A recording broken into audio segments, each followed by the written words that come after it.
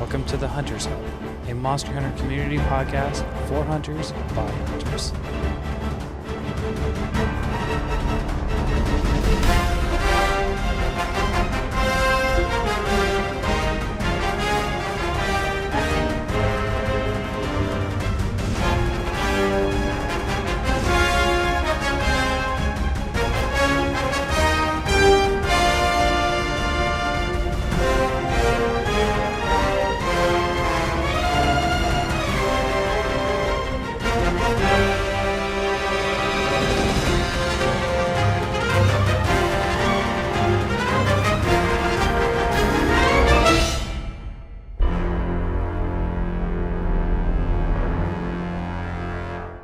Welcome, hunters, to the Hunters Hub, episode 9.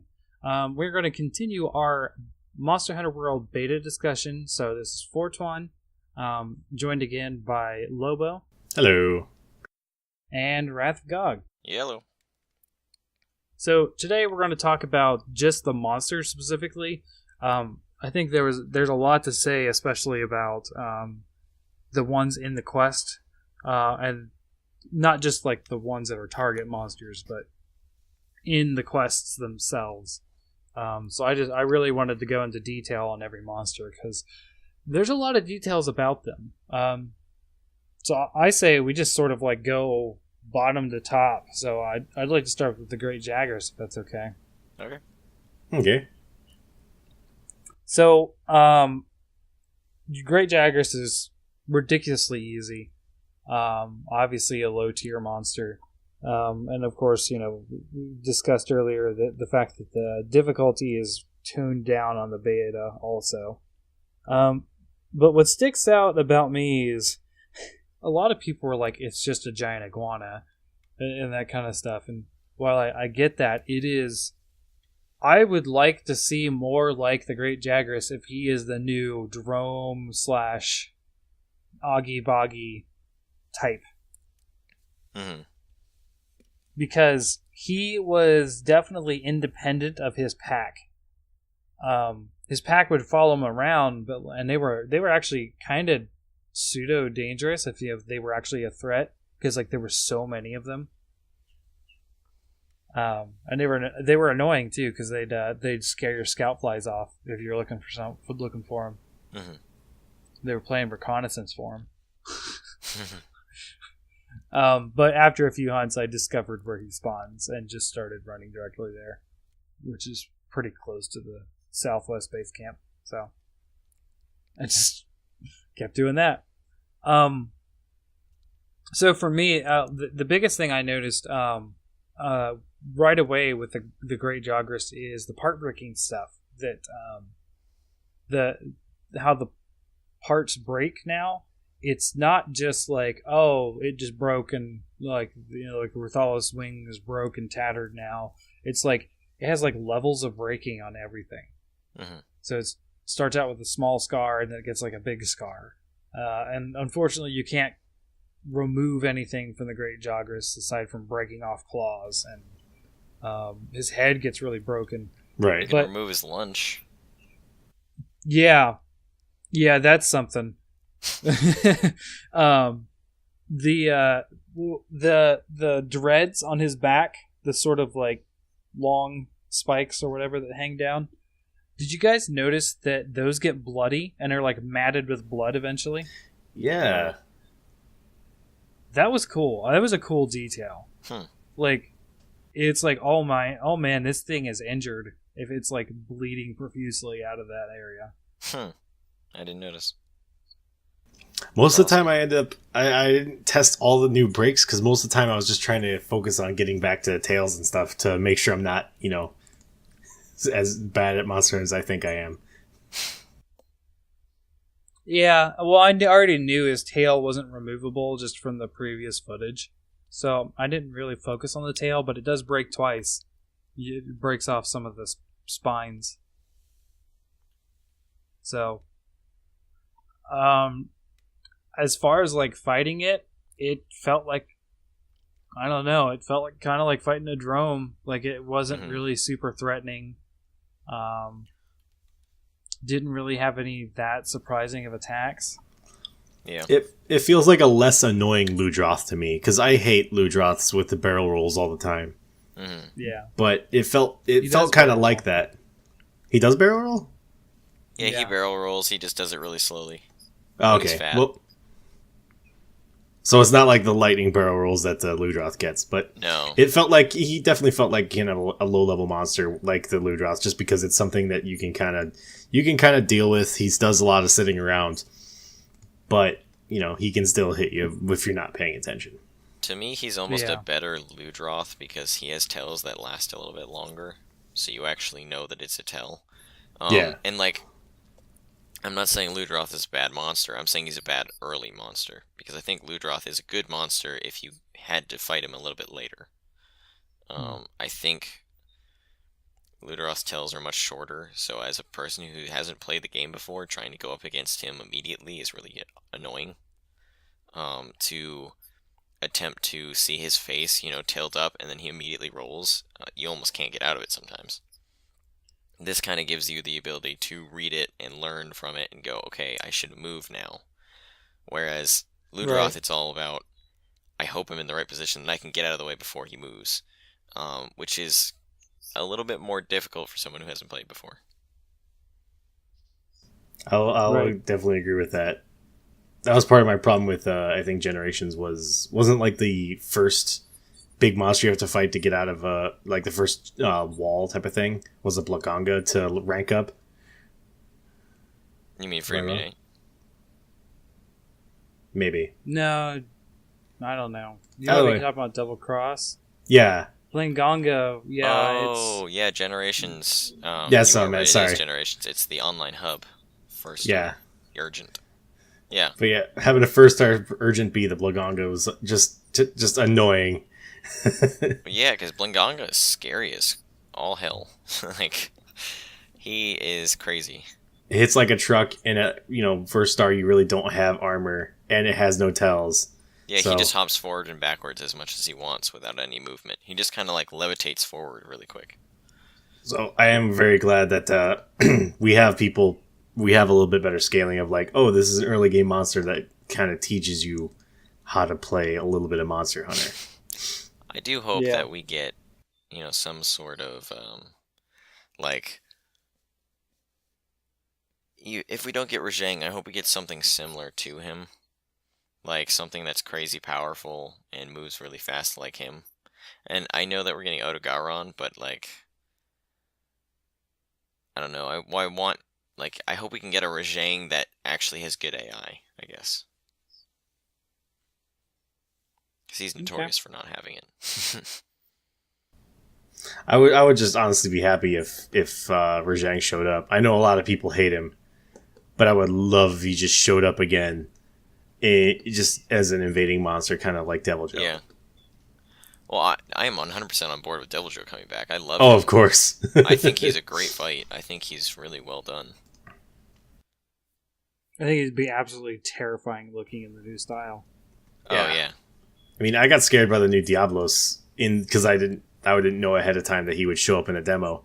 So imagine if they let him Devil Joe show up with no announcement or any media saying that he's coming back. I like how we started Yeah. out saying we're going to go from bottom to top, and we've immediately jumped to the top.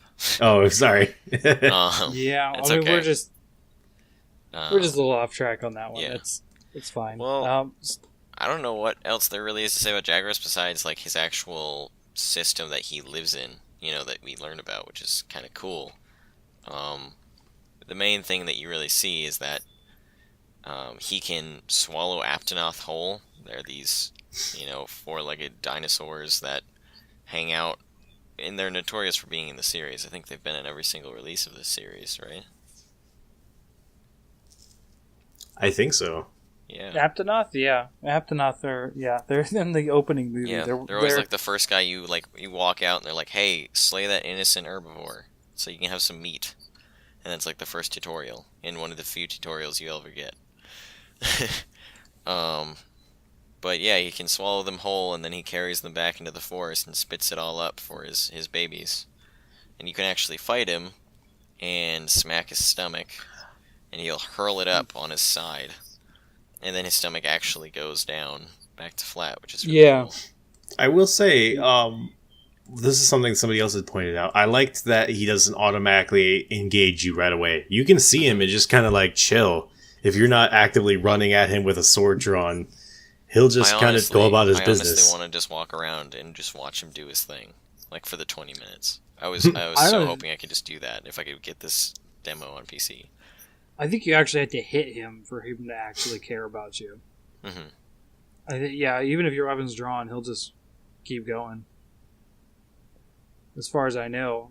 I think he gets angry if you hit the little Jagras. Yeah, if you hit the little guys or him, it's off. Of course, the little guys attack you with abandon for some reason.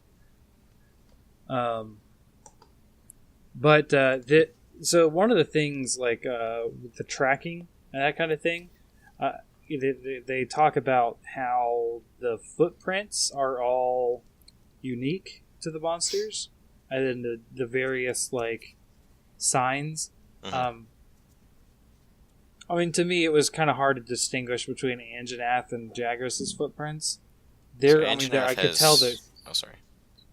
I mean, I could tell they're different, but I'm blasting through the beta trying to get things done. I'm not really taking a lot of time to sit there and look at it. But one thing that I did notice is if you see like these deep scratches in the ground, that's typically the Jagras, and those are like the high level scout fly thing. Like everything, like footprints is like a little tiny amount of points towards the fireflies, and then the giant like rutting scratch.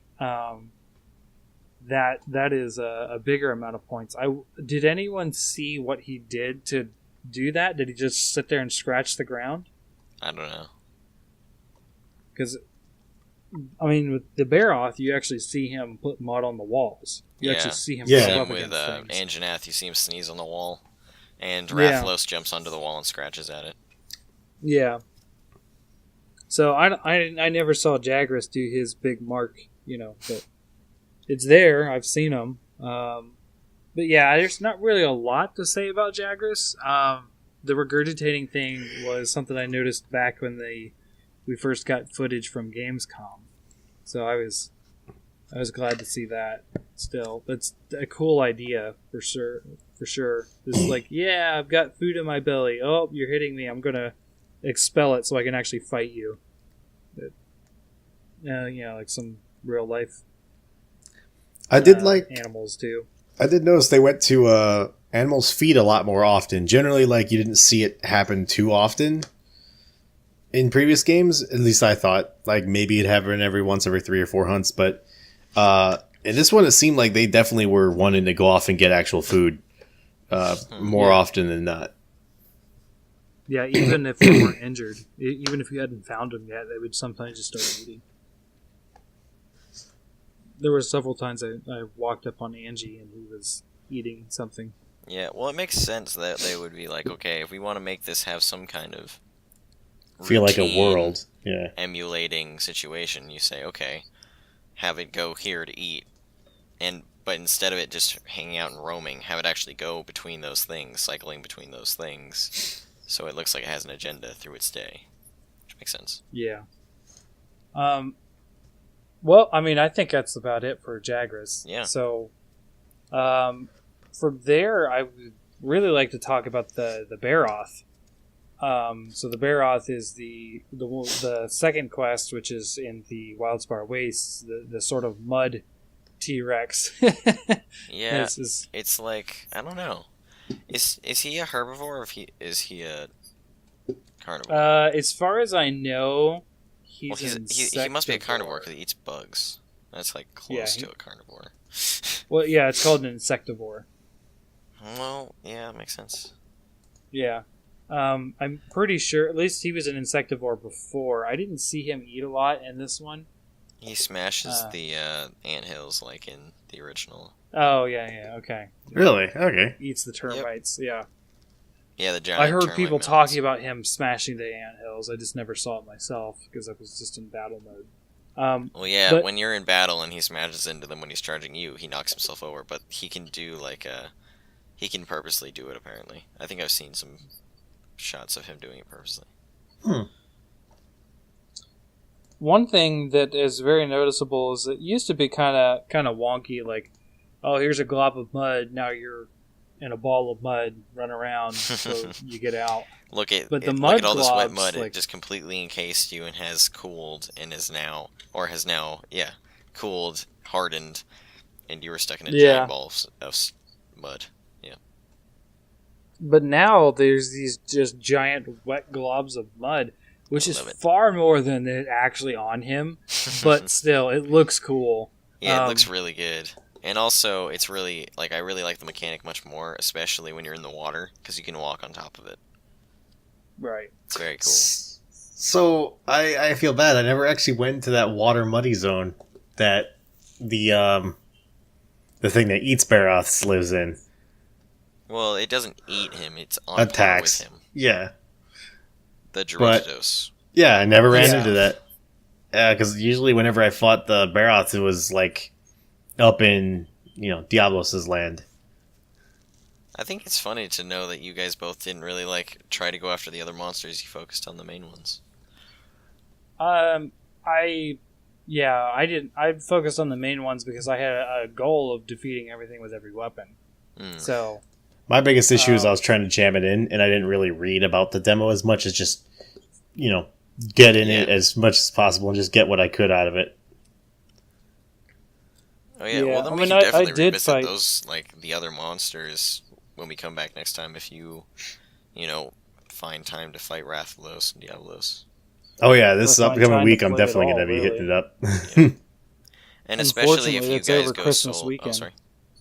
I said, unfortunately, it's over Christmas weekend, so I'm not even sure how much I can play. Oh yeah, that weekend for me is like the first family Christmas I have to go to, where I get nothing. I just kind of hang out while my parents get drunk. Ooh. So back on the Baroth, the thing that I wanted to talk about is the flukes, the sort of spires on the top of his head. Mm-hmm. They've always been a thing, right? Like, okay, he breathes out of him the mud. We see all that in Monster Hunter Tri's Ecology of the Baroth, right? Way back in the day. He sits in the mud, and those sit out there, and it's like having like a cattail straw, so you don't drown. But it was really cool. Like when he goes to charge, he blows air out of those flukes. Yeah, and it makes a whistle noise like a train. Yes, it is so cool, and it's like I heard some people say like, "Oh, that's really stupid and unrealistic." And I'm like, I don't care if you think it's unrealistic or not. That is so cool. It's like they're actually like acknowledging that that might actually sound like something coming out of there. I wonder if they actually did like experiments, like what would happen if you had this and you just blew into it? Would that make noise? Like that'd be cool if they did that. But I mean, either way, it's a cool noise. They always said that he was supposed to be like a bulldozer, so it makes sense that they would focus on locomotives. Yeah, he was. Yeah, his design was on a bulldozer. I mean, he does pretty much charge like that. I think it's funny how little change he was given as a monster compared to the others. Being brought from the older generations to this one, especially compared to Rathalos. I mean, Rathalos is a completely different monster. And even Diablos is fairly different. But mostly with like the way it digs and stuff. Seeing Baroth it's all just aesthetics. Yeah, seeing Baroth having almost all of his moveset and not really anything different besides his tail slapping he does in this one. It was cool to kind of see the OG Baroth in this new environment. And speaking of that, I think it is really cool how he slaps his tail, because it used to be he did this weird like tail whip thing where he spun around and it looked really dumb, and now he like slaps the ground with his tail, which is really cool. I do agree. I like that they got rid of the whole every wyvern does a spin. And even then Rathalos doesn't double spin all the time. Sometimes he will just do a spin once. He looks and then he goes. I mean, he did have a tail, but you can tell he's like paying attention. He's not just going, I know there's people, butt sensor. Yeah. Or like Duramboros, who would know you're behind him, walk backwards, and then smash his tail down. So it is nice that they actually have to pay attention now. Mm-hmm. I mean, animals have ears, right? Yeah. Yeah, but do you think you hear... not Diablos, Duramboros was intelligent enough to be able to think, all I have to do is walk backwards because I know they're there and set myself up the exact spot where I can slap my tail left and right to hit them on either side. Can you tell when something's directly behind you? Sorry, what? I was going to say, can you tell when something is directly behind you and exactly how far back it is? I mean, if it's you're an animal sensor. that... He's got the what is it, the trunk cameras, like on the new cars. I don't know. All I'm saying is if you're an animal that specifically is larger and does need to worry about that more than something else, maybe you do have a little bit. You do pay attention a little bit more of things behind you. I don't know. It's a stretch. Duramboros he seems like one of those peanut-sized behemoth brains. That was... fighting a Duramboros kind of always reminded me of fighting a hippo. Yeah. You know, you're fighting in their... smart, actually. Yeah, but you're fighting them in their muddy environment kind of thing. Yeah. Yeah. Well, another thing on Baroth we touched on is the whole mud on the walls thing. Sort of just marking its territory from the Juratados, I guess. But the Juratados never really leaves the swamp, so I didn't really see why it was doing that. It's just, it's not that I don't like it. It's cool to sort of find like the trail of the monster. I just didn't really see why it was rubbing up against the walls as much as I could understand the other ones marking their territory, because it didn't feel like Baroth really had a territory. It felt like it was more roaming than anything. Yeah, Baroth definitely roamed. I think it was more supposed to be just another way to track it. Like, yeah, this monster. Well, yeah, has mud on its it's body. Definitely part of the tracking mechanic for sure. I was just wondering on the justification of the mud being on the wall in certain areas. Yeah, I don't know. He is a freaking great jumper, though. Holy moly, yeah. Yeah. Him and Anjanath jump so far. I wasn't expecting it, and I got like surprised several different times by something just flying at me from across the arena. He jumps that gap, that huge gap. It's like, holy cow. He does it, back up, too. You're talking about the hallway-looking one, right? Yeah. Yeah. The one if you don't use the flying mantle, you got to jump down and crawl up. Yeah. I kept accidentally running into him there most of the time. Whenever I ran across him, he was always there. I would run across him. It's kind of hard to describe the areas, but like there was an area where you kind of go under an arc. Yep. And then there's like a platform in front of there. I would run into him a lot of the time there, or where Diablos was at, which I actually had Diablos pop up very little during that fight. It only happened like once. Well, if you hit the birds above, you can always get him to pop up in that center zone on the desert. I mean, I was focused on fighting Baroth, so... Why weren't you fun? Why weren't you adventurous? You want to be attacked by a giant monster? Your favorite? We went down and actually looked for him specifically. I knew he could pop out, and he did it once, and it freaked out my friends that were playing with me. But yeah, that's we'll get into that when we talk about Diablos. But the fight for Baroth, I think it's a little different.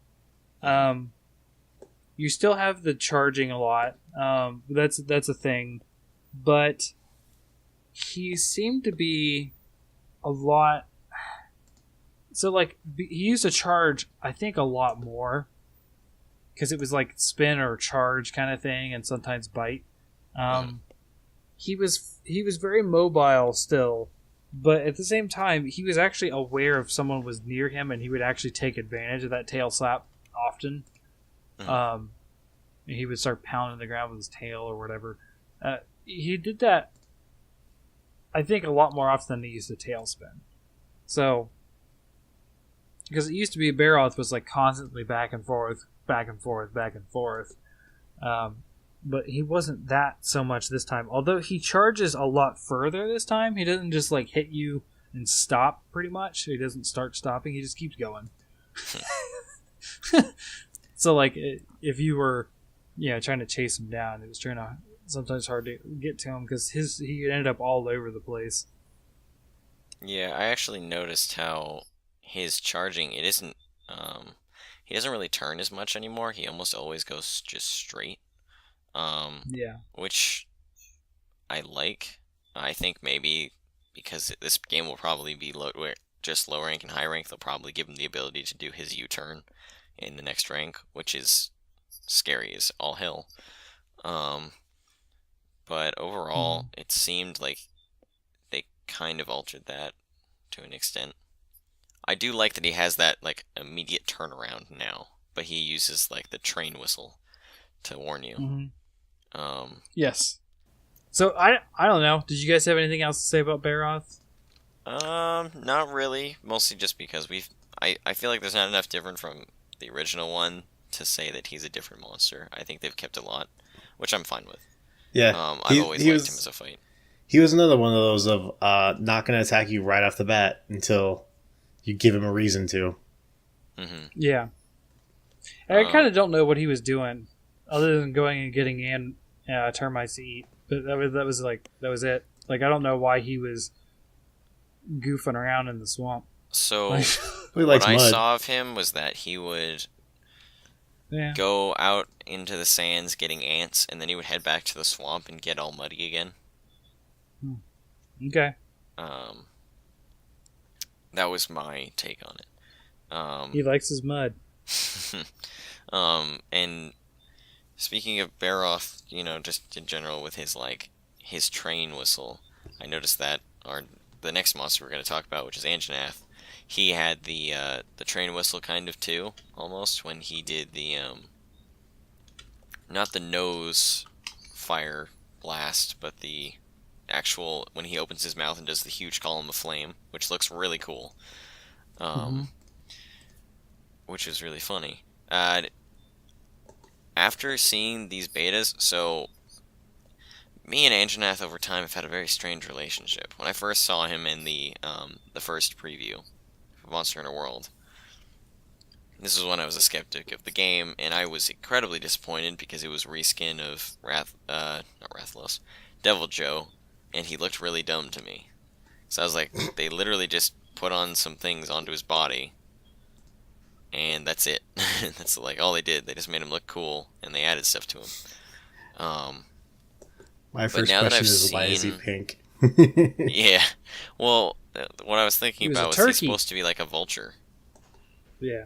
Because he's got, he doesn't have the feathers on his head. But I really liked it after a while because I just noticed how when you start fighting him, he's the T-Rex. And then he just gets all this weird shit on his body. And it's just really funny. He's got these huge wings, he's got this big giant nostril thing that he's flaring flames out of nowhere. And it's not what you're expecting at all when you first run into him. It's very funny. I think the point is that he looks very normal, but after you get into the fight and after he goes into rage mode, he's just a completely crazy monster. Yeah, I do like that he looks more, I don't want to say realistic for a monster, but he looks very similar to how like people are depicting dinosaurs now, where it's like, oh yeah, dinosaurs may have been actually kind of goofy. Yeah, but then he's also got crazy nostril flames and giant wings that just pop out of his back. I also like that they changed the way his wings look now. Before the commercials and stuff that we saw, they were like two half-circle fans that just kind of pop straight up out of his back. And now they kind of look like sails that flare up, which is really cool. I see what you mean. Like they altered it over time, which I like. Yeah, so I wonder if from an ecological standpoint, if those are like vestigial arm wings, Mm-hmm. like the brute, but you would think his arms would have been that, but yeah, I don't know. Because not a lot of monsters have like dorsal fins and that kind of stuff, and that's basically what those are. It's just dorsal fins, just a dual dorsal spine thing, and yeah, like it's weird, and it's kind of weird, like when he uses them too, because it almost like he uses them to sort of move faster. So like when he does that sort of lunge with his mouth and then sort of like drags himself along the ground is when that really pops up. Yeah, where he rips into the ground. Yeah. Yeah, and it's like, oh, he's using those sails to go further. Like I don't. It's cool. He's sailing but like with the wind. I don't. It's one of those like, ones I'm gonna probably when the beta comes around or when the full game comes out, I'm gonna watch a lot of the monsters. Like I'll specifically try like throw on a stealth mantle or just engage them and dodge around. But I'll record myself that way I can go back and rewatch and be like, okay, what exactly is he doing? What's exactly the movements that's going on here? Like I think there's two like ideas I have about his sail wing things, and one of them I didn't think of, gliding or moving faster. I thought more of either he uses them like, I think the Spinosaurus, the actual dinosaur, didn't they use that like almost like a solar panel for energy? They had their giant fin. It's one theory, yeah. Yeah, and then the other thing I was thinking was it was just a big intimidation thing. He just flares up. Yeah, make himself look bigger. Yeah. I mean, it could just be but supposed to be like it's evolution and he's in the middle, so he's all weird. But I don't know. I felt like if it was an intimidation factor, you would see those pop up when he encounters withdrawals. Mm-hmm. But you don't really. Yeah. He just sort of starts roaring. Maybe he's on his way to evolving into an elder dragon, because he's gonna have 4 legs and 2 wings. Maybe. I mean, he looks stupid, but he'd be an elder dragon. Yeah. Well, one thing that I noticed is, as far as like monsters that have like some sort of breath attack or like fire or whatever element, he used it very sparingly compared to most others. Yeah. The sort of nose flames, like he had to be enraged, I think, and it wasn't like all the time. Like Rathalos is known for spamming fireballs. Wrathy and even Kutku would, eventually start just spamming fire in his own unique Anjanath definitely like builds lawn it up. gardening way.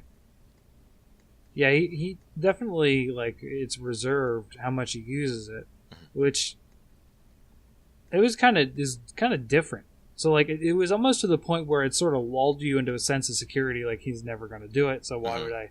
And then he does it, and you're like, crap, that hurt, or get out of the way, get out of the way. I think it was very rare for me to cart in the demo, but I think when I did, it was to Anjanath's Flames a lot of the time.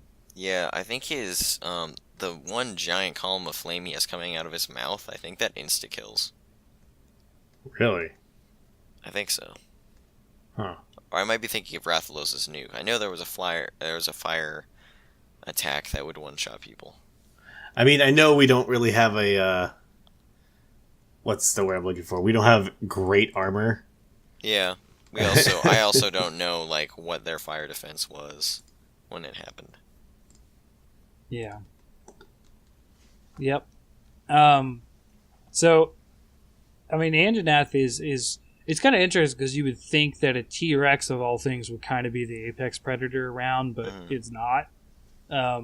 He's just sort of like I'm king of the jungle down here, but if I go up there, I'm going to get my butt kicked. So it's kind of interesting to see that they sort of like have these overlapping biomes, because you could get, a Jagras, an Anjanath, and a Rathalos in the same map. And you would notice like Rathalos would not come down unless, you were actively fighting him or you knocked him down from the nest or that kind of thing. I actually only saw Rathalos a few times, but you can see him flying around above you if you look up, which that was kind of cool to see. Like, oh, he's hunting, and he doesn't care about us down here. I had him show up a couple times. One thing I liked is that the whole when they start fighting and he picks up the Anjanath and throws him down. My initial impression was, that's going to be scripted for this like a very specific area and a very specific timing, and it's barely going to happen. No, it can happen like anywhere, and even where he throws them isn't guaranteed to happen. And there was a cool video somebody posted where there's where the Rathalos' nest is. Yep. There's a really, really deep hole, and there's like a little spiral ramp around it. That's how you get up there. But the Rathalos picks up the Anjanath and actually chucks him down the huge hole all the way to the bottom. Like, get off my nest. Get out of my house. Yeah, that's funny. And it's like, okay. I like how the Rathalos, when he pins you down, there is one area. I don't know if it's that area. That there's a place that he usually flies to underneath his main nest. Where you can slide down to from his nest, and if he pins you there, he almost always when he pins you, he will grab you and throw you, and he almost always in that area will throw you down into the hole. Like he'll turn around and throw you into the hole. Because sometimes if he's facing that way, he will just flip and throw you down the hole. If he's facing the other way, he will turn around and throw you into the hole. I don't know why, but he always does it. It's really funny. Yeah, I was going to say there was a video. Someone was up the top. He threw Anjanath down the hole. Then he picked up the hunter and then threw the hunter down the hole. And he was like, "No, this is my house. Everyone, get out!" Like it was a pretty funny awesome. Video. Get out. That includes you. It's important to note that when Rathalos picks you up and throws you, it's not like, "Oh, I'm just going to chuck you just like half-heartedly and just sort of toss you aside like I'm tossing like a piece of paper in a trash can." Yeah, he throws you at flies up into the air and does a backflip and just like speeds towards the ground and just slams you down. Yeah, it is crazy fast. Because when I first saw it, I was waiting for it to be like he would kind of like throw you more horizontal, like you'd glide through the air and smack into the ground. But he actually flips and kind of tries to like throw you diagonally, like sharp diagonal forward into the ground. It's a shame it doesn't do damage to you. I kind of wish it did. One thing I wanted to note is, this was less between the Rathalos, because Rathalos didn't interfere too much, but whenever they were showing off like the monster fights of like, oh yeah, we can take advantage of this to do lots of, the really kind of cheesy audio. In reality, when they start fighting, it's kind of scary. You're kind of like, I don't really want to get in there between those two, because you can get hurt. Yeah, you can straight up get hurt. They will mess you up. If you're there? Oh yeah, like you can get hit by like just being cleaved by the monsters and stuff. So oftentimes when like I keep forgetting the iguana's name, when the iguana and Anjanath, whenever Jagras and Anjanath would start fighting each other, especially in a tight corridor, I just kind of back up a little bit and watch. 'Cause going in just was a way to get just beaten around badly. Yeah, so the first couple times that Anjanath started fighting Jagras, he always tends to sort of just start beating the crap out of Jagras. Like, I never saw a point where Jagras was feeling froggy enough to do something to Anjanath. That was most of the time like, "Oh, you're here, get away, I'm busy." And then he would just start, he would just like slam him, like, beat the crap out of him essentially. So the first couple times it happened, we backed off because we were just watching. So I'm talking about, this is me and my two OG Hunter friends that, from back in the Monster Hunter 1 days. We were all like, wow, that is really cool. And we were talking about it and stuff. But the third or fourth time that it happened between Anjanath and Jagras, we decided that, okay, let's just take advantage of this and start attacking. I didn't get hit because I was focusing, I was on the longsword and I was focusing the tail, so I was behind him. But the other guys were in the front, and now, I don't know why they didn't think they wouldn't get hit, because I was like, no, you're probably going to get hit being up there. Try to stay off to the side or something. We actually got a double cart because the way that Anjanath slams Jagras on the ground, it was left, right, and then center a couple times. It's just wherever. It's feels super random. It's violent and quick. And they got hit with the Jagras. Both of them did, and they weren't really paying attention to their health, and they got carted. So I was like, great. That was fun. I was like, and I kept thinking we were always one cart away. You actually had 6 carts in the demo. You had 9.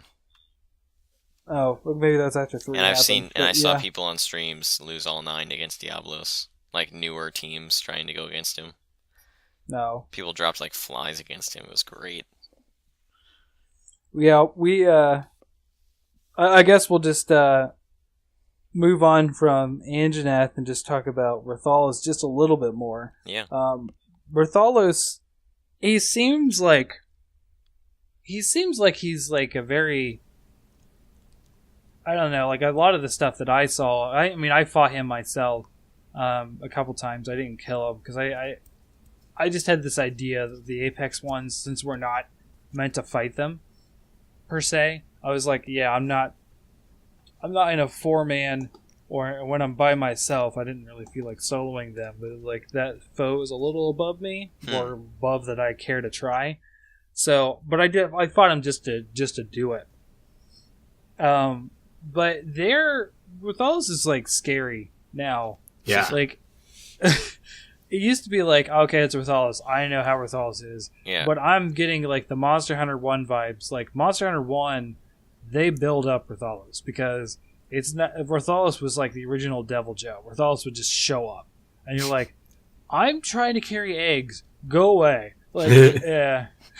Or I think he even showed up on one of the gathering quests. It's I need 10 unique mushrooms, and it's oh, okay, what's that? Yeah.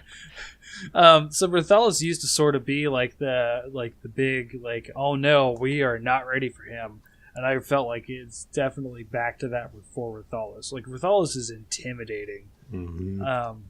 Him flying around and that kind of stuff. Of course, we've seen several people kill him in videos now. I mean, Eric's has put up I guess today he's talking about, or tomorrow he's going to be putting up a naked run.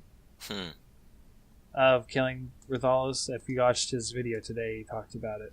But it's just it was just I don't know, it didn't feel like it was very safe at all to really take him down. So I didn't. I just messed around with him to see what he was like. I mean, his fire is so far reaching now, and when he hits the ground, like I mentioned earlier, it's it's crazy good looking, but at the same time, it's very dangerous. I've seen a lot of people on stream just die from that. Yeah, one thing that I'm really excited about. I saw about. clips afterwards, but yeah. One thing I'm really excited about is one of the moves that he has now is he has his in-air nuke. Yes. And I'm really excited about that because that means we won't be getting all of the copies of Rathalos back. Because there's no point. That was Silver's thing. The flying whoosh thing that he does where he kind of does a sweep of fire.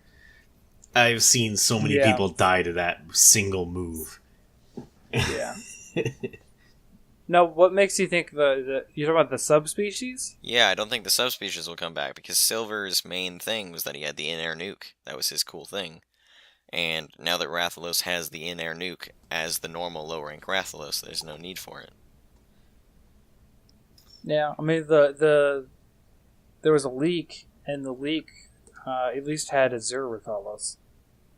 Ugh.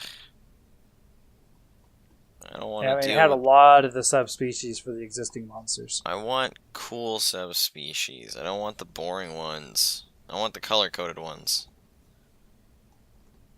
I want Tiger Stripe versus normal Zamtrios, or like I just don't want Tiger Stripe back because I don't want to die every single time. Oh my god, he is so hard to fight. He's great. He's such a good monster. That's why I liked fighting him, though. He was such a step above Zamtrios. That was why he was so crazy. I liked Zamtrios a lot. Oh no, I love Zamtrios too, but the fact that he was so different was what was so great about him. What I was going to say is, aside from, not really fighting him too much, it was pretty easy to tell, like, this is leaps above what Rothalos acts and moves like. They really overhauled him. Yeah. Where it's kind of weird that Baroth wasn't really that overhauled, but then again, I don't think Baroth really needed to be that changed.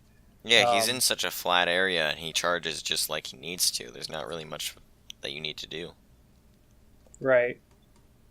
So I don't know. I didn't have a lot more to say. I'm glad he flies still. Yes. A lot. It is cool seeing him fly away too, like because he takes advantage of the highs and lows, and yeah, right. There's no more World Tour Rathalos in the sense of he just kind of goes up in the air and circles around for no reason. He actually goes places, and I think that's kind of cool. Yeah, it's intentional. It's cool.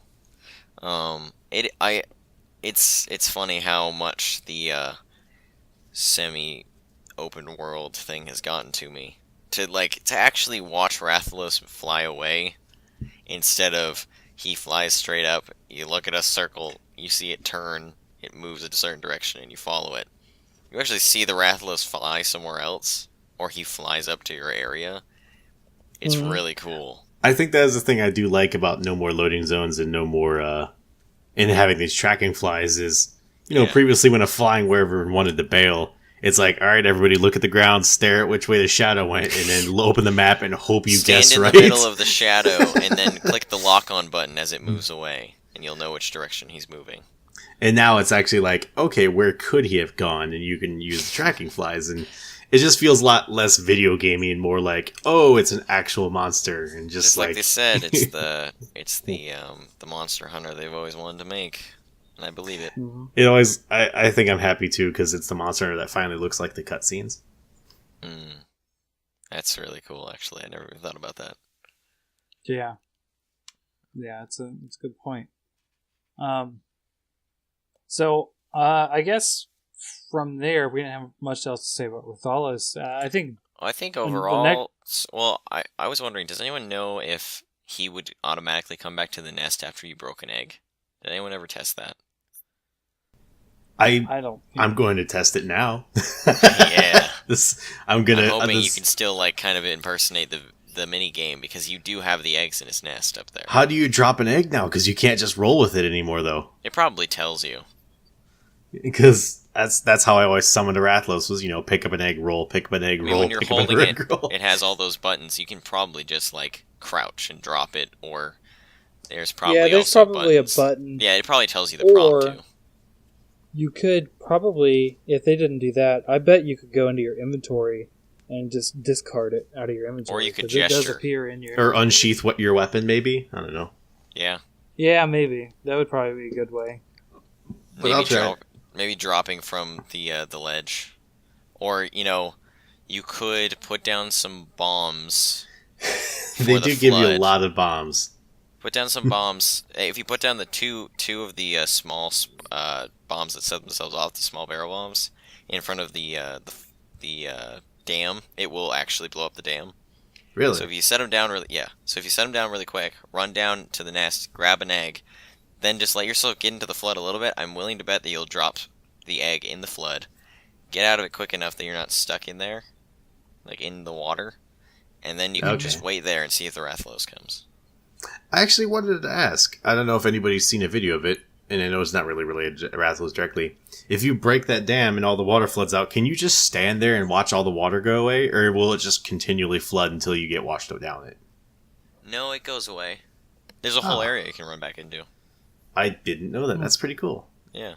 But it's when I watched Social Dissonance when he was speedrunning the triple solo, Yeah. where he was killing the Anjanath and the Jagras and Rathalos with whatever weapons he could, he would always run into the area. He'd go through that camp where you can run across like the treetops to the Rathalos directly.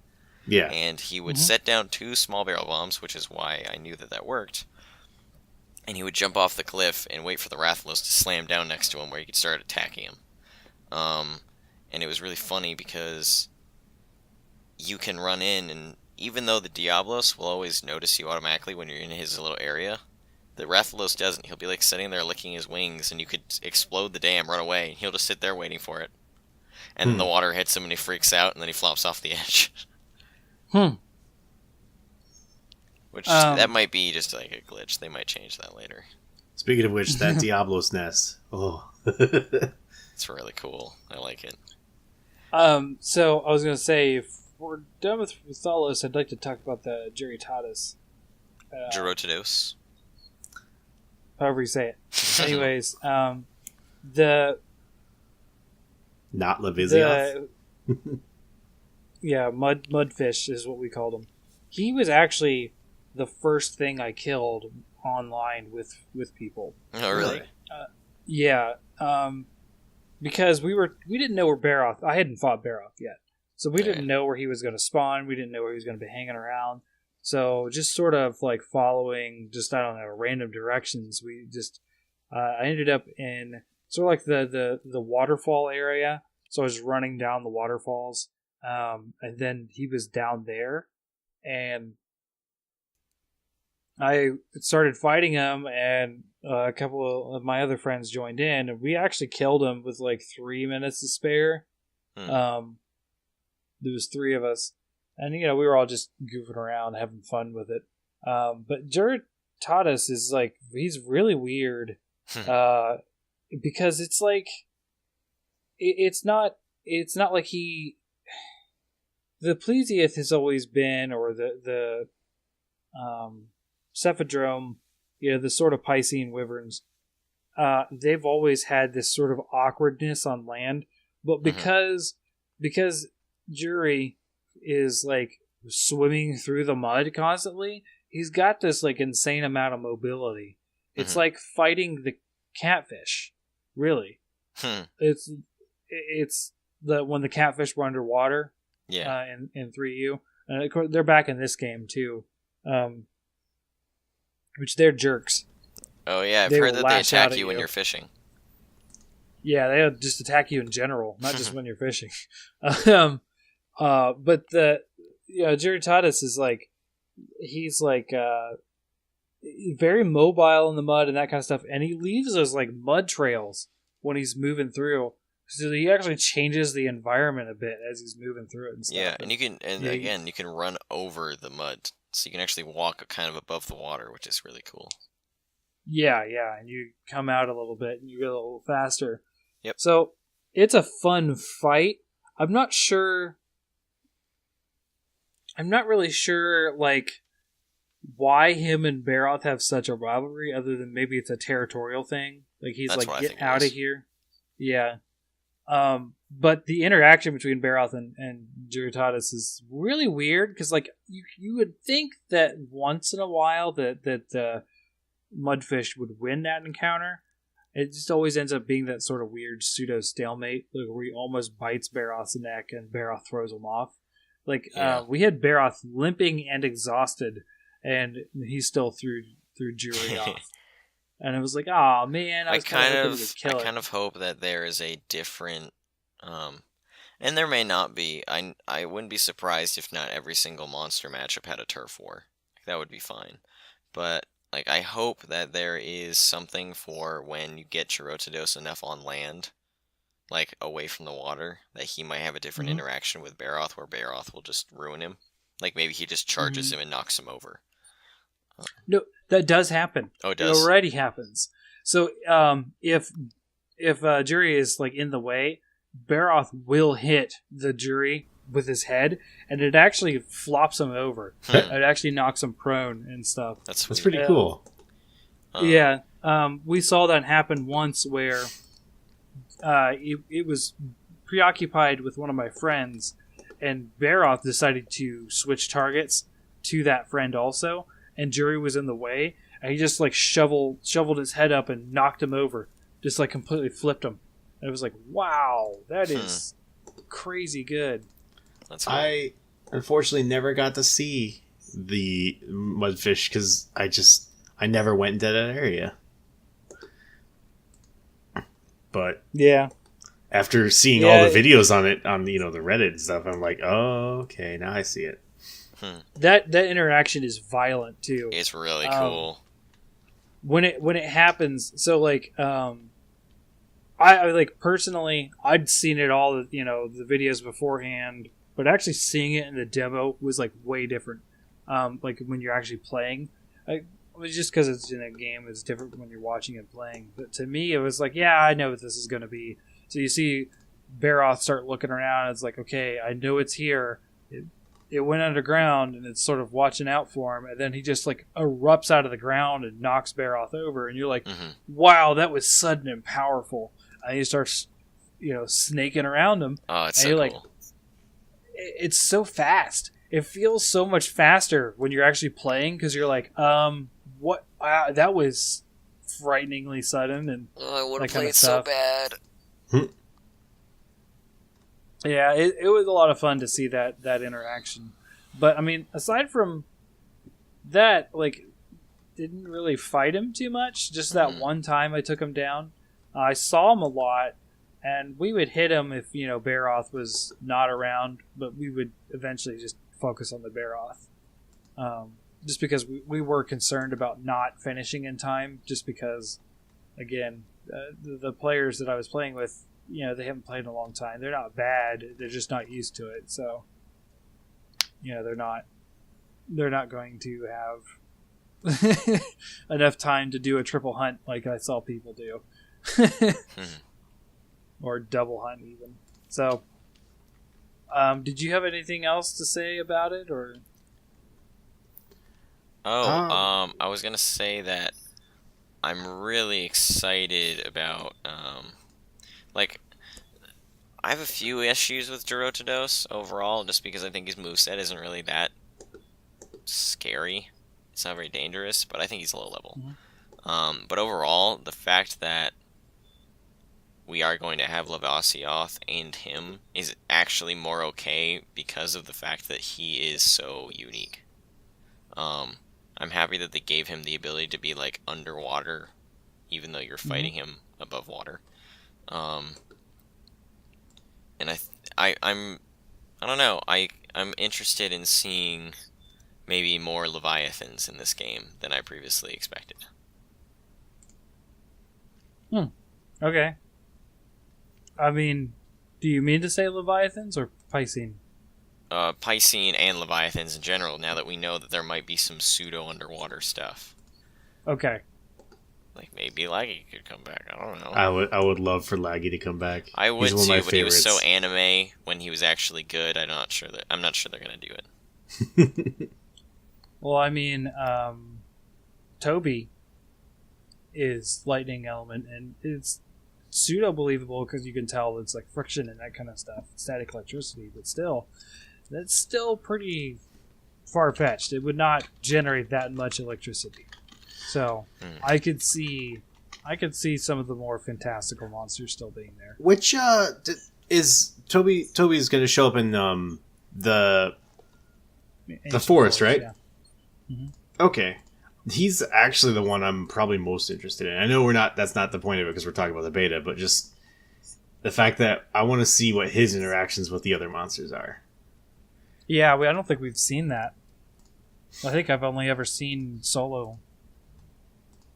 I've never even seen him interact with Rathalos, even though he's up in that area sometimes that Rathalos will go around. So, I don't know. An easy transition, still in the Wildspire Waste, is Diablos. And Diablos, as many people know, is my favorite monster. So I definitely checked out Diablos when I could. I did not kill him because, again, I was focusing on finishing, the fights instead of exploring around because I wanted to kill everything with every weapon. But Diablos was a lot more scary. So he's roughly the same size he used to be, which is always kind of big. But his horn proportions are almost feel a bit bigger now. So you're like, oh gosh, and you still just bounce. Like, I mean, granted, we only had green sharpness on any weapon, but yeah, that was where it was like, if you're gonna attack the face, you just gotta accept you're gonna bounce. Yeah, unless you're using hammer or switch you're using gun lance or switch axe. Yeah. So basically, anything that has essentially Mine's no eye-ish bounce. stuff. Yeah. But yes. I managed to kill him once. Nice. Oh yeah. I saw many more people killing him than Rathalos just because he doesn't fly around the whole time. Yeah. But he was scary the first time. Him showing up randomly, the whole ground exploding underneath him and leaving that really cool crater. It was awesome. Mm-hmm. I will say, I'm really happy about what they did with him erupting out of the ground now. His animation of him like blasting out of the ground and then just climbing out, it looks so much better now. Yeah. Just visually. Did you guys ever see him when he blasts out of the walls? No, I didn't get to see that. Yeah, there's an area underground that he can be in, and it's got these giant sand waterfalls on the side. And what he'll do is he'll climb into the walls and then come out of the ground somewhere else. Like he'll smash them out of the ground after. Like he'll charge at you and then he'll just climb into the wall. Like he'll just burrow into the wall as he's running, and then he'll go underground and erupt under you wherever he can. Or he will dive underground and he'll actually cross over to the other side into one of those waterfalls and then blast out of the walls almost like you know how Black Diablos will jump out of the ground and go really far? Yeah. That's what he does. He blasts out of the ground and then he like does the whole thing where he throws his horns down and then throws them back up as he's running. It's amazing. Yeah, it looks really, really cool. I am happy that Diablo still has the loudest roar in existence, though. I'm happy he still has his roar, which Rathalos doesn't, unfortunately. Really? I didn't notice that. I didn't hear a lot of the roars. Aberoth's is a little bit different, but it's still pretty good. It's same, but slightly changed, I would say. Rotidos has a Cantor's. Well, I didn't hear a lot of the roars. Partially because a lot of the time when I was playing, the girls were up and I didn't have the TV. You were listening to them, and you thought it was just them making noises. No, I just didn't have it up very loud because it would just bother them or something. But aside from that, there's actually a setting that I was made aware of on the sub afterwards. That there's a noise setting called narrow, which sort of like cuts out the higher range sounds, which affects a lot of the roars. Oh, really? So, yeah. So, in the beta settings, I'm going to have to set it to wide or, standard or whatever, to actually hear the roars better. So, like, I was very unimpressed with the roars. It's always been a thing. Like, the roars are unique to the monsters. They're really cool sounding a lot of the time. Like, it's like an identity to it. And it was just like, they're very muted to me. But I figured out, just going on the sub and looking at stuff, it was actually just a setting that was on by default in the beta. Well, I agree. I think they're not as impactful anymore, purely because the visual of the roar is a little bit different now.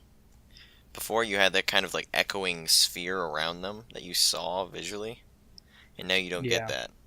Your guy just goes, ugh, and that's about all you see. And that's kind of disappointing to me. I actually am kind of unhappy that they removed that because I think it looks really cool, especially Zinogre when he does his. Not that I think we're going to get him back, But keep your fingers crossed, though. I am. They're taped. But I don't know.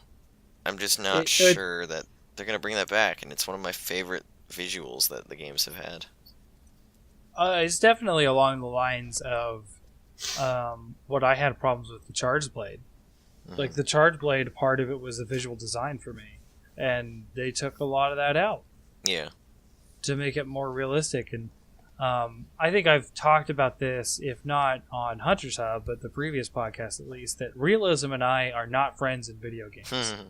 Yeah, no. You have a very large, wide, uncanny valley. Well, it's not really an uncanny valley. It's just like a lot of times game designers will be like, "Oh, this is the realistic thing and it's fun," and I'm like, "No, it's no longer fun Okay, yeah. when you do stuff like that." So the biggest example that I've always had is I played a lot of Battlefield Bad Company 2 back on the PS3. I think it's actually my first platinum trophy. So I played a lot of it. And one of the maps was this desert that had like a wrecked ship in it, like an ocean liner. And the desert would eventually kick up a sandstorm. And it was like, oh, that's so cool. A lot of people were like, no. And it was like, no, because now everyone that has a thermal scope is just going to kill me. And I don't like using thermal. So, like, it was like literally, I can't see. Like, this game is no longer fun because I cannot see. So stuff like that, it's just like, yeah, that's not fun. I get what you're going for realism, but don't. I'll agree in that. So, like, it fits in Monster Hunter because it stops people from just doing it like crazy. But most games, I do not enjoy when they put like stamina bars in for running. It's like, no, just let me run. Like, I want to go faster for a reason.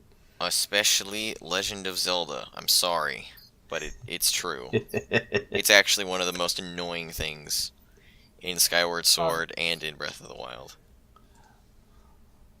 I actually didn't mind. I never played Skyward Sword that much, but Breath of the Wild, I didn't mind the stamina bar that much.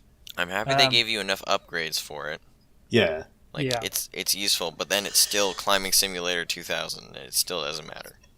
I mean, if you choose to go that route, you can always not climb. There's one like, that I how do you get to the part where you can glide for like 5 seconds? Come on, man. There was one I wanted to point out, and this is something my roommate's experiences because he's playing through right now.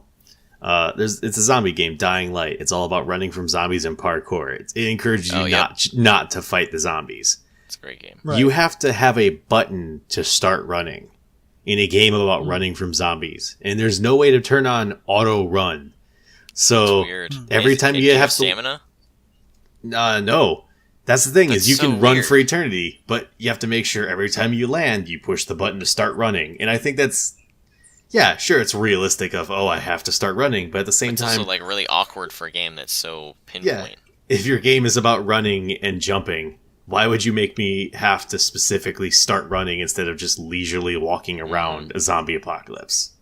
You leisurely walk, you don't jog? Yeah, I mean, it's a really lazy jog. Like, that's the weird. person who's like, let's go for a jog, and the person's kind of pretending to jog. Yeah, that's the type of jog. Wow. That's weird. Yeah, I never ended up playing that game, but it's always been something that was kind of like on my wish list of games.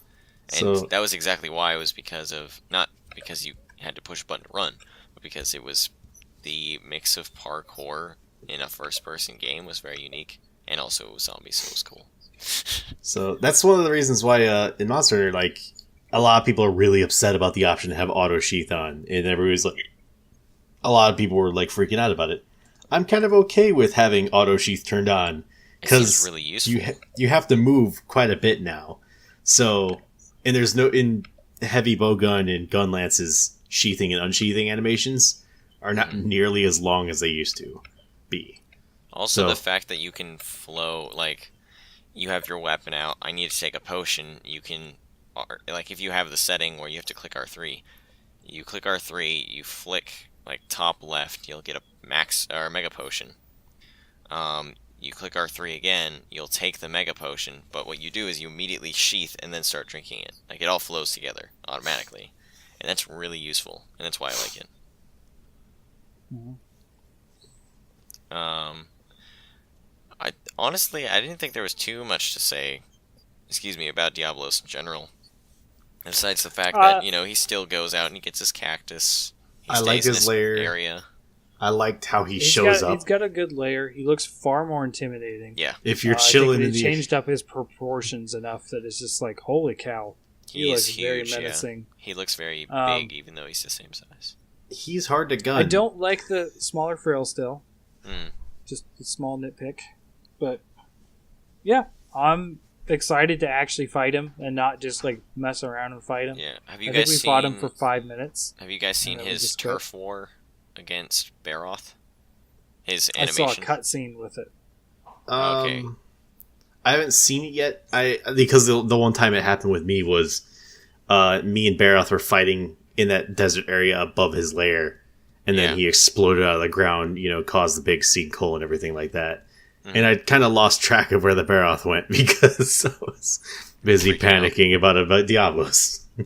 But basically, he pops out of the ground with Baroth between his horns, right? Oh. That's the cutscene that they've shown. I'm talking about so the turf war.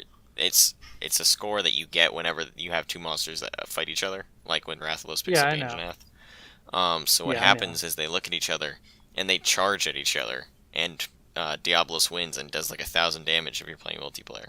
Really? Yeah. It's pretty cool. They both look at each other, charge straight forward, and Diablos just bowls him over, knocks him on his side. It's great. Yeah, it makes me wonder why Baroth would do that.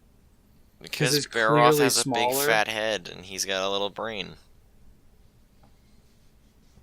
Yeah, I'm not sure I buy this little brain stuff because the dinosaurs with the smaller brains were the herbivores, not the carnivores. I will say this: it's not like well, I mean, if they live in the same area, it probably knows that Diablos just eats plants. So it's like, well, it's not going to eat me. The worst I can do is lose this fight and have to walk away. Yeah, maybe. But you would think that, that's happened enough in Baroth's life that would know not to do that. It's not like, I don't know. There's a good quote that's, never attribute to malice what can be attributed to stupidity. Yeah, it's true, too. Maybe this time I'll win. No. No. So another thing I wanted to talk about in general was the actual areas themselves. And, just the new stuff that has been put into them. Because you don't really notice all the tiny little details around the areas until you go through them and explore them. It wasn't until I saw some streams that I heard about this thing called Bright Moss, which you can pick up, put in your slinger, and not only can you shoot it into walls and dimly lit areas to light them up, because it splats against a wall wherever you shoot it. You can also shoot a Rathalos in the face, and it basically acts like a really secluded, or really specifically targeted. Really targeted. That's what it is. Really targeted flash fly on his face, and it'll blind him and knock him out of the sky. And that's insanely cool. I like the little animals of the area. I love the fireflies. I love the paratoads and the little. It was a sleepy mushroom. I can't remember. I remember the paratoad. I'm not sure. I remember the dung beetle. I didn't see the dung beetle. He's somewhere in the dunes, I think. The Wildspire. So, in the Wildspire Waste, the basically the hall that has that dip. Mm-hmm. Yeah. There's typically a dung beetle somewhere in that hall, or around that smaller area that has the ledge and the central column thing that Baroth normally knocks down. Oh, where the Grimalkins can help you. Yeah, where the black cat, the floofy black cats are. There's typically a dung beetle rolling something around there. You can kick the dung beetle and actually take the dung. Really? That's really awesome. Yeah. Yeah, so it's a cool animation. He actually kicks the beetle. It was that's funny. And he just takes the dung. I did that just to see what would happen. Yeah. Another thing that I'm really happy about is the hook beetles or whatever, the ones that you can sling off, because the slinger can be used as like a grappling hook, right? And Yeah, in special places. yeah, and I didn't really notice until people started looking for them how many there really are, like how diverse throughout the areas they are. Like below the nest of Rathalos, where the flood goes down to, you can actually climb like halfway up to an area that helps you get back there. By using that slinger, you can like go up 2 or 3, throw yourself into a little cove, and then you can climb up and around to a certain area that helps you up into the trees near where he is. I didn't know that. Yeah, and then there's where Gerotidos is. You know well, you might not know Lobo, but where he is, he starts at the bottom of the lake swampy area, and if you want to get out of that area, there's overhanging trees. Yeah, there's 2 or 3, and you can make your way up all the way around by just slinging back and forth between them. Did you try the capture net thing? I did. I like the fact that not only can you use the fireflies and the paratoads and whatever the sleep puff was, you can hit them in combat to use them, which I love the fact that the paratoad doesn't discriminate who it hits. Mm-hmm. But you can capture all those with your net launcher thing as well. You can catch a paratoad? Yeah. Ooh. I was just like, that's boink. Cool. Because I was like, this isn't going to work. And I grabbed it and I took it and I'm like, oh, it's mine now. All right, cool. So I'm not sure what's going to be used for crafting later on. Probably a weapon or that's really cool. Some consumables or something. But I will say that net has a far shorter range than I expected. It'd be sneaky. Yeah, it's weird. It's like got like a 10-foot range. Like it's not far at all. Yeah, well, it's and weird. It has a weird sharp drop. Too. Yeah, it's weird because it has like a square reticle in the center of your screen, and it's like this is completely accurate if you're looking at it really close to you. At least most things I noticed when I tried to catch them didn't run off. So yeah, the range isn't too much of a problem, I think. But it would be nice to have a little bit more. Fish with it. I didn't try the fish out, actually. I didn't even try fishing in general out at all. You can catch like 4 small fish at a time with it. It's great. Huh. Fishing one of the things that I thought was really cool is you can just kill birds in the air.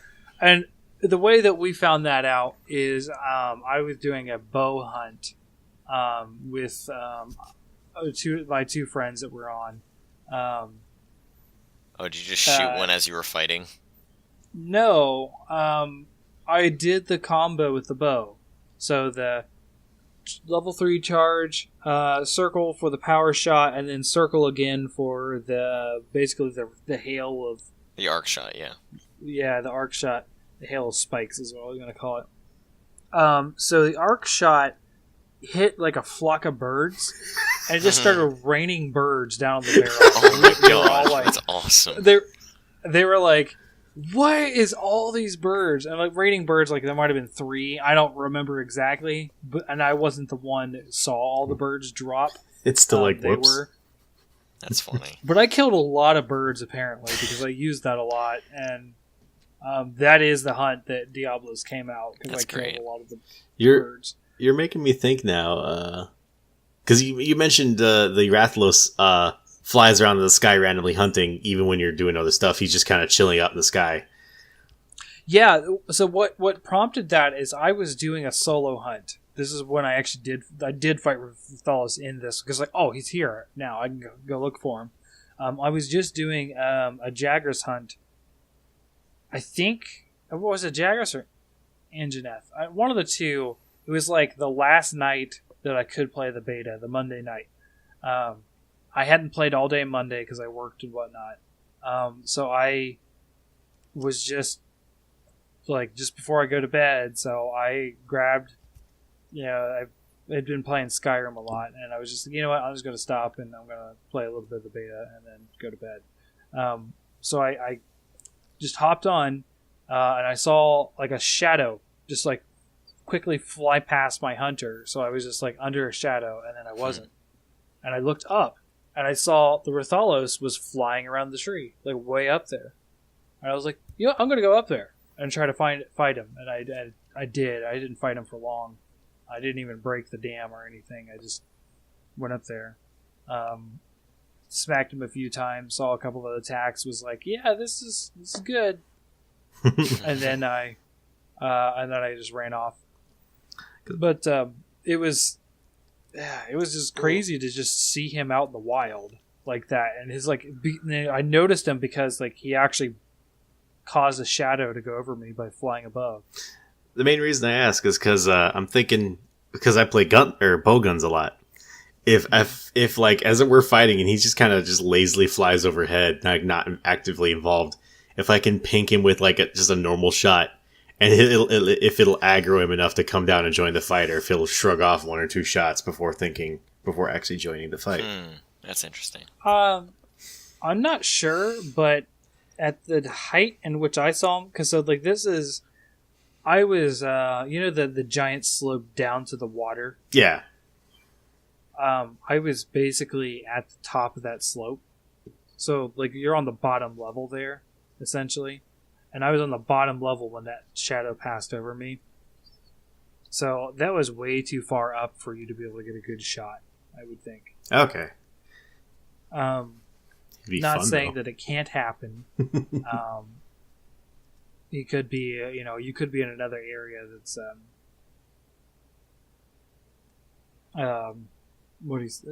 closer to him, and in that sort of altitude. But where I was at, like I would almost say it'd be impossible. I think this upcoming week I'll give it a try then.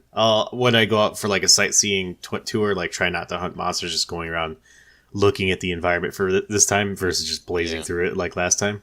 I'll bring a bow gun, and if I see a shadow, I'll see if I can take a shot or two and maybe aggro something from, meters and meters and meters away. Yeah. Yeah. In general, I can actually give you guys a few maybe helpful things that I saw over the streams that I watched, like movement-wise, for that kind of stuff. So one of the things I noticed is, like, you can, if you're not in battle, you can basically teleport to different camps, which is really useful. Yeah. Yeah. I knew about that. And running forever. But I knew about it. Yeah, which is really cool. The other thing that I noticed was that you can actually, if you go on the map, you can pin the different monsters that you want to track, so you don't have to just kind of hope that you're going towards it, which is really helpful. Because I know a lot of people were having trouble with that. I also noticed that a lot of people had trouble with, I think people were having trouble with the scout flies as well. Like the scout flies, sometimes I got confused about where they were trying to go, and I was just wondering if either of you guys had that problem. I noticed it's only when you're at a low level of tracking. Like, when you're in level 1 of tracking, the scout flies are just kind of sometimes like, Yeah, because they're looking for tracks. They're not looking at a specific place. Plus, it's also point out gatherables, too. Yeah. Yeah, they point out gathering points. And they split up, too. And you're like, why am I going 3 different directions? Like, one of the things that annoyed me with them is, especially, this happened a lot in the Baroth fight. So, like, the way that I always started, regardless of the map, regardless of the quest, the Southwest camp. Mm-hmm. It's the top of the list. That's where I started, because I liked running around and looking at the scenery. So there's a point where there's sort of like you can basically crawl out of a cave, or you can just sort of like go down the river and just turn left into the canyon area. Yeah, and there's always a bunch of Kestodon, and it's sort of like a curve that goes back up to the desert area, or into the hallway that goes back out to the swamp area. Mm-hmm. So there's like this curve area that typically will have Baroth mud there. So sometimes it doesn't. But most of the time you can just go there, pick up the Baroth mud, follow the tracks upward, and you've already hit like level 1, because there's always Baroth mud at the top of that area too. But one of the times it wasn't there, or I just went a different way or something. And so I got the Baroth mud at the top of that ramp, and then a couple tracks, and then it was like, okay, I found them, let's go. and the scout flies led me. So this is level 2, where they actually start trying to lead you that direction. The scout flies took me to that spot where the mud was instead of him, and I was like, "What?" I guess that's fine, but it ended up being like the wrong way to go. Mm-hmm. And I kind of felt like I already had got that mud spot too, or something. Maybe before. It was just weird. Like, it confused me because I was like, it literally just led me here, and it stopped there too. It wasn't like, oh, here's something to go along the way like it does with the gatherables. It was just like, no, I'm done. But I should be tracking it already. Like, don't just end here. So I picked it up, and then they got confused, and they were like, I don't know which way to go. So I just started running, and then it eventually figured itself out and pointed me to them. Weird. Well, yeah, I guess I don't know if that's a glitch, but yeah, I mean, I could see them having some problems with tracking if you're just in a weird place. Yeah. So in general, Lobo, did you have any problems with the beta that you might want to point out? Maybe just that opening part of like with the scout flies, like they I think they should maybe lead you to the first tracking spot, like the first footstep or something. Because there were occasions where I spent like 5 minutes and I did not find a single tracking thing. I'm like, where is this monster? Mm-hmm. So yeah. I think that maybe that's what I would add. As for actual fights, nothing was really that bad. As for UI, nothing was really that bad. I would say maybe in the training area, give me the option to hide the combos in the bottom left. Because with certain weapons, those example combos in the bottom left-hand side of the screen was like most of the screen. Mm-hmm. But I didn't really have any too much. I don't have any big disappointments or anything like that. I'm pretty happy overall with it. Yeah, that's good. I know that's kind of boring, but like, no, I'm happy. Like, this is the Monster Hunter I wanted to play. That's good. I can't see any problems with that. Yeah, all of the people that I've asked about the beta, even the friends that I have that I know I don't know them in real life compared to you guys. That's not true. I know you guys in real life. But I mean people that I can go out and actually talk to and ask about in my hometown have actually said that they really like it. I haven't, and they're all people that have never played the game before. They didn't really have any problems with it at all. And that's so cool. Because that's really new for Monster Hunter to be like, hey, new person, have fun with this. Because that doesn't happen. It's really hard to have fun with Monster Hunter unless you know what you're doing. Yeah. Yeah, it was always better to have somebody teach you. Like, you needed somebody who was good at Monster Hunter to show you how to play it. Yeah. Well, I mean, I didn't have that, but I was, in day one-ish. I mean, I had my friends, but they're not really helpful. I actually did have one last question for you guys about the beta. Yeah. Did you guys try changing the voice option to Monster Hunter speech? Never, because I didn't have the beta. But I did see it, and it just sounds kind of like Japanese mixed with gibberish. Yeah, well, I just wanted to know if you guys had heard it or should give it a try. I didn't even think about it, but I'm definitely going to try it this upcoming one. I have no intention. Dub versus sub every day. So how did you guys feel about the handler lady? Was she as annoying as people were throwing out, or was it really not that bad? I think I was extremely annoyed with her the first time that I started a quest. And so every time that's your first hunt, so because it doesn't save progress. Yeah. It'll save if you keep playing, it'll remember that oh yeah, you already played this once, let's keep going. But if you actually shut down the beta on the PlayStation and then reopened it, the handler would be like, this is the world of Monster Hunter and blah blah blah. And she doesn't really stop you, but she keeps talking while you're landing, and I'm like, just shut up. I know what I'm doing. That annoyed me. But that was just a thing of the beta, and me personally, I'm going to get annoyed with the handler regardless, right? Yeah. I don't want to hear the tutorial stuff, but that's me. I want that tutorial stuff to exist for the new players, but personally, I don't want to hear it. So I just I'm sure once the real game comes out, it'll be fine. I know I did get annoyed once when I was getting frustrated fighting Diablos, and she's like, try evading his attacks. I'm like, no shit. Yeah, it's also funny because she kind of learns, okay, you kind of know what you're doing. I'm gonna let you go. You're gonna just be able to do whatever you want right now, which is good. I'm happy they did that. But yeah, I've heard that she does talk a lot at the beginning, but the fact that it goes away because it's a tutorial, is good. I mean, if you think of old Monster Hunters, I don't know why so many people were like, "Oh my god, she's gonna be like this in literally every single quest." What game have you ever seen that would ever do that? Here's my thing also, and this is, I know, like a moot point. Like Navi, maybe. She's a voice, and I like that she's a voice because that means I don't have to click through 40 text boxes to get to my first hunt. Exactly. Like, go back and try playing 3 Ultimate. It doesn't pause. I guarantee you'll hate every part of it. Yeah, if you play through Try, you run over to something, you smack it once, and then everything pauses. You read 15 pages. Did you understand? Click no. Yeah. Click B if you didn't. Okay, now you have to click through every single page again. Oh, fine. Finally, I get to go out to the field. Blink. Hoy, Hunter. Did you know? I get it. Let me walk, please. It's like that freaking owl in Ocarina of Time. Did you understand what I've said?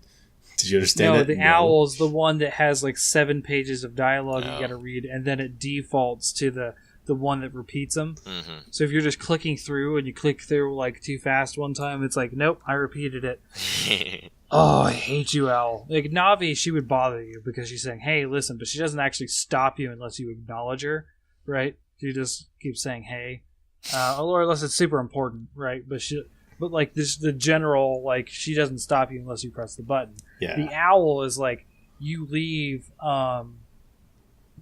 Kuroki Forest that first time and you enter Hyrule Field and he stops you. He's like, dun, dun, dun, dun. Like that little jingle that happens with him. The music. And it's like, oh God, I hate this owl. Just shut up. Like, it's just like, that's just how I am. My favorite game from the Zelda series, Link's Awakening, that same owl appears and he does the same thing where he's just like, oh, did you just leave this first dungeon? Time for me to talk to you for a while. It's when I boot up Double Cross and I start fighting. Oh man, I can't remember his name right now. The blue owl. Malfestio. Yeah, Malfestio. We'll start hunting Malfestios. Which I gotta show you guys eventually. I'll post it eventually. But I have like a sick guard point kill against a Malfestio that I have saved on my Switch. Nice. But yeah, if the handler had done stuff like this first time you take a hit every single in the hunt, it froze the screen and then had like a highlight of your health be like, look up here, do you see the red means you took damage? Blah blah blah. That would have caused legitimate rage. But no, like the idea of just try dodging his attacks. Okay, I can live with that, I guess. Yeah, and also like everything is just fast now. Everything just is a little bit. It just flows together a little bit better. Like, you put down a trap a little bit faster. You drink potions and you move. You put away your weapons faster. And some of it's pretty intuitive too. If you ever saw Ego Raptor's Mega Man sequelitis roll coming up, Mega Man. So Capcom knows how to do tutorials wrong. So the fact that they have a voice that doesn't pause the game, I'm okay with. Yeah. I'm still very disappointed at how much coverage the beta didn't get in some other gaming areas. What do you mean? Kind of Funny Games, Easy Allies, a lot of those bigger gaming podcasts didn't even really give it the time of day. Aside from Easy Allies did talk about it on not Friend Code, that's their Nintendo one. It's the Oh yeah, I know. Crap, they have a specific podcast where they talk about the games they've been playing this week. I don't watch that one as often because it's like 3 hours long and a lot of when we go off topic, they're like worse. But a lot of times they're playing games I don't care about. But they did talk about the Monster Hunter beta for a good portion of the most recent episode. But aside from that, a lot of the other podcasts, they haven't even mentioned the beta. They were all talking about PSX and that kind of stuff, which is fine, right? A lot of Game stuff Informer had their happened. whole article about it, which was really cool. I didn't get to read it though. I haven't looked into it yet. Yeah. I don't really want to buy an article just to read about it, though. That's the thing.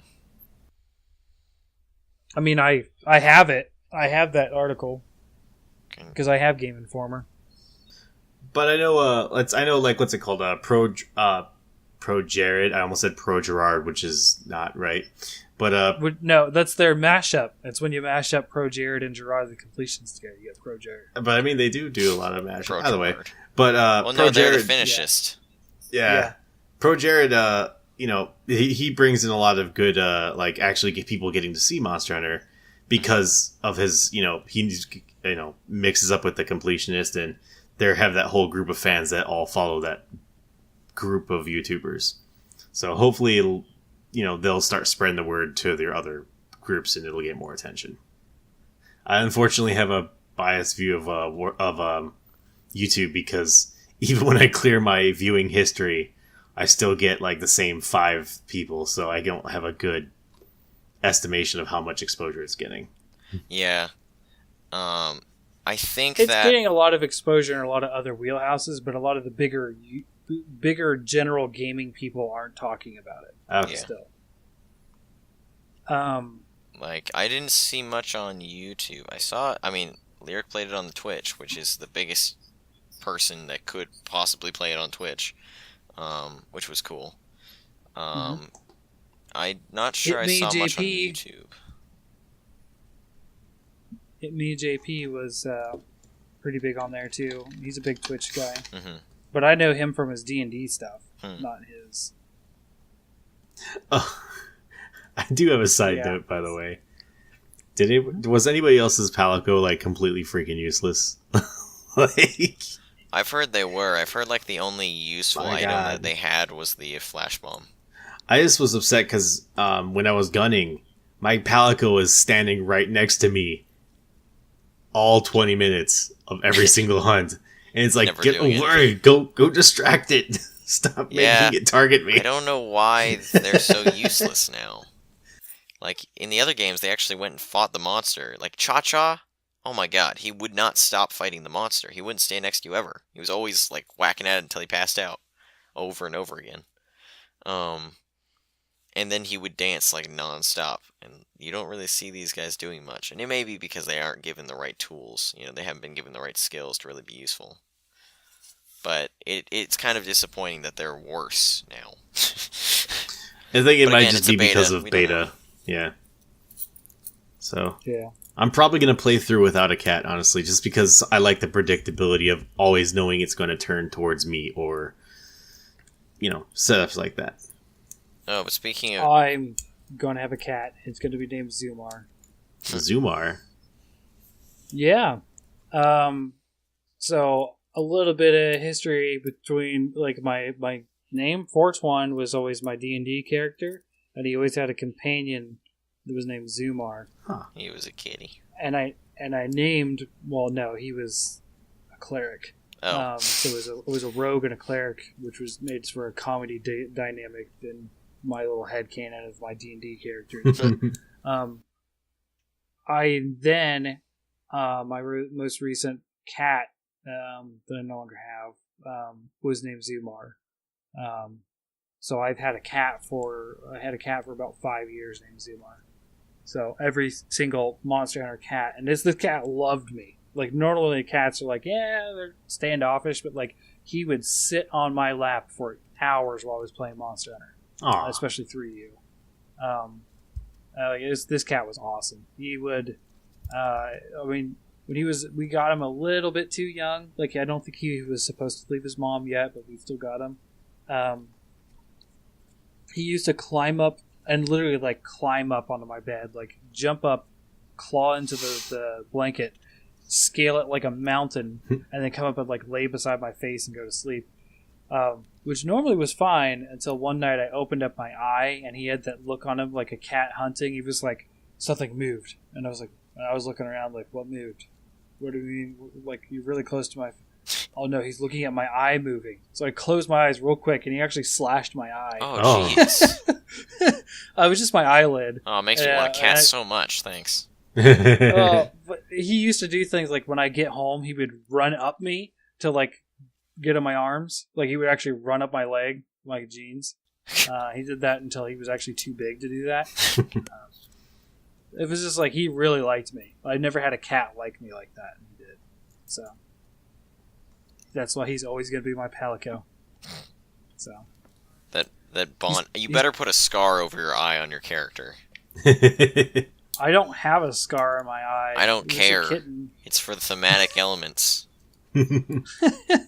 I did play the old guy in the preset. Oh yeah.